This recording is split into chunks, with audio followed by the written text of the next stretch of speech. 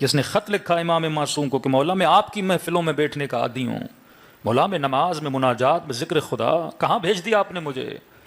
یہاں وزیر و وزراء آتے ہیں، شراب کی محفلیں لگتی ہیں، مولا میں ان محفلوں سے تنگ ہوں، قد ضاق صدری، میرا سینہ تنگ ہو گیا ہے، میں بیٹھ نہیں سکتا۔ امام نے جواب نے لکھا تجھے حکم ہے اسی محفل میں بیٹھو، خدا تجھے اجر عطا کرے گا، اور 3 گارنٹیاں میں تجھے دیتا ہوں، 1 گارنٹی تو مجھے دے۔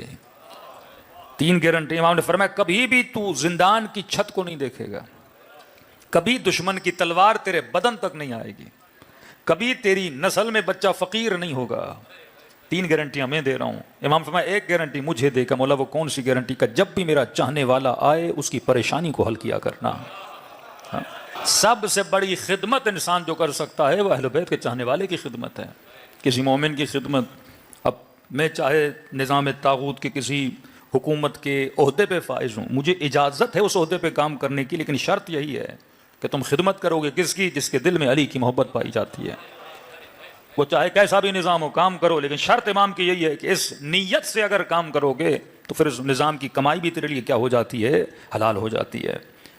یہ مولا کا صحابی کہتا ہے کہ ملاقات سال میں 1 بار امام سے ہوتی تھی، ایام حج میں ویسے نہیں مل سکتا۔ حج میں آپ کو پتا ہے سب نے احرام پہنا ہوا، سفید کپڑے پہنے ہوئے، کس کو کیا پتا کون کس سے مل رہا ہے، کہ اپنے پروٹوکول سے باہر نکلتا تھا اور چلا جاتا تھا امام سے ملنے کے لیے۔ مولا کے صحابی سے ملاقات ہوئی کہ امام سے اذن چاہتا ہوں ملاقات کے لیے، کہ مولا نے منع کیا ہے، ملنا نہیں چاہتے۔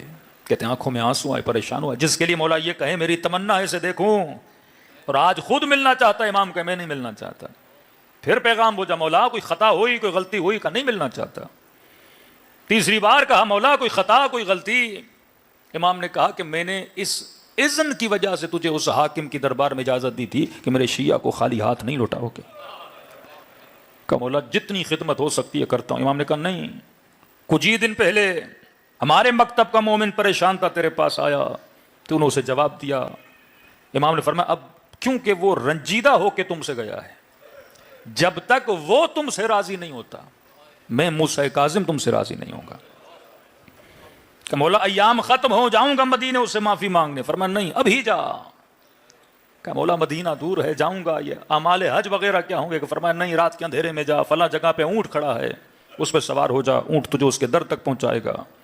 کہتا اسی طرح گیا، امام کی بات کو فالو کیا، اونٹ کو دیکھا، سوار ہوا، چند قدم ہی اونٹ چلا تھا مجھے مدینے کی گلیاں نظر آ گئیں۔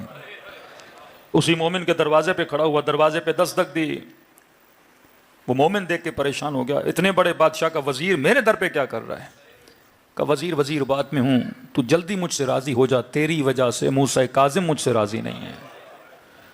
کہ واللہ مجھے پتا ہوتا کہ میرا رنجور ہونا، میرا غمگین ہونا اتنا اثر کرے گا امام پر، میں کبھی تم سے ناراض نہ ہوتا، میں نے معاف کیا، جلدی واپس جاؤ۔ کہ نہیں ایسے نہیں، امام کو ناراض کیا ہے میں نے۔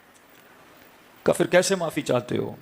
کہ ایک کام کر، کہ کون سا کام کروں؟ کہ دیکھ میں اپنا چہرہ خاک پہ رکھتا ہوں، تو اپنا پاؤں میرے رخسار پہ رکھ تاکہ میں امام کو جا کے نشان دکھا سکوں۔ کہ بندے خدا آپ معزز ہیں، مولا کے چاہنے والے صحابی ہیں، میں آپ کے ساتھ نہیں کر سکتا۔ کہ نہیں کرو گے میں دروازے پہ بیٹھا رہوں گا، کیونکہ میں نے امام کو جا کے دکھانا ہے۔ یہ مومن کہتا ہے اس نے زمین پہ اپنا رخسار رکھا اور میں نے ہلکا سا پاؤں اس کے رخسار پہ رکھا، کہ یہ اونٹ پہ سوار ہوا واپس گیا۔ کہتا جیسے سواری پہنچی تو موسیٰ کاظم وہاں پہ کھڑے تھے۔ میں نے کہا مولا معافی بھی مانگ کر آیا ہوں اور چہرے پہ ثبوت بھی لے کر آیا ہوں۔ پھر امام نے سینے سے لگایا، فرمایا ایسے ہوتے ہیں موسیٰ کاظم کے شیعہ۔ مقصد حیات یہ ہے کہ مومن کی خدمت کرے، اب وہ خدمت مالی ہو، وہ خدمت فکر کی خدمت ہو، یا جوانوں کے شعور کو بیدار کیا جائے، یا مالی مدد کی جائے۔ تو جن مرحوم کی مجلس سے یقیناً دونوں خدمتوں میں مشغول تھے کہ انسان کی فکری تربیت بھی کرنا، لوگوں کے معاشی حالات کی تربیت بھی کرنا۔ تو ہر جانے والا یہی پیغام دے کر جاتا ہے کہ انسان یہاں سے کچھ لے کر نہیں جاتا۔ فرمایا من ثقلت موازینہ فہو فی عیشۃ راضیہ، وہاں وہ عیش کرے گا جس کا وزن وہاں زیادہ ہوگا۔ یہ بدن کا وزن نہیں ہے، یہ اعمال کا وزن ہے۔ لیکن فرمایا من خفت موازینہ فامہ ہاویہ، پھر وائے ہو اس انسان پر جس کا اعمال کا وزن وہاں پر کیا ہو؟ کم ہو۔ تو یہ زندگی 60 کی ہو یا 50 کی ہو یا 80 کی ہو، مقصد یہ ہے کہ زندگی ایسی انسان گزارے اور وہاں پہ جس کے عمل کے نتیجے کو اپنی نگاہوں کے سامنے دیکھے۔ نبی معصوم فرماتے ہیں ہمیشہ نمازوں کے بعد جب دعا کرو تو یہ دعا نہیں کرو اے خدا مجھے طول عمر عطا فرما، یہ دعا کرو اے خدا مجھے عمر با برکت عطا فرما۔ ہو سکتا ہے کسی کو 90 سال عمر ملے پر عمر بے برکت ہو سکتا ہے کسی کو 80 سال زندگی ملے پر زندگی بے برکت ہو، اور میں دعا کرو اے خدا مجھے زندگی دے پر زندگی با برکت دے۔